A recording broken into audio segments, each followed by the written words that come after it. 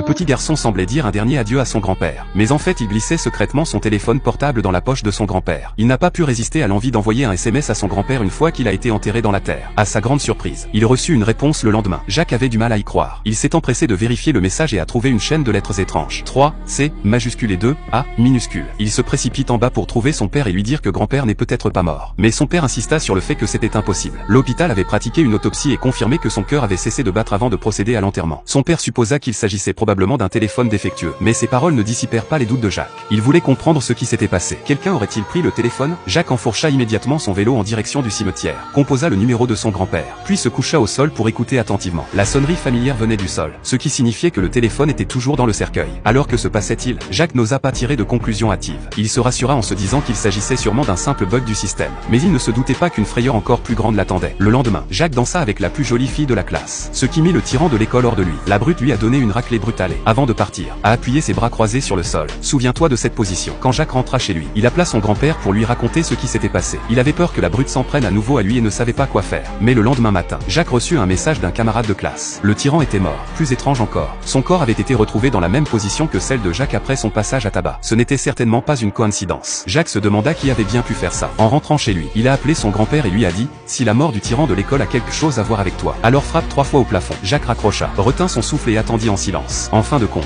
il ne s'est rien passé. Alors qu'il était sur le point de se moquer de lui-même pour avoir trop réfléchi, soudain,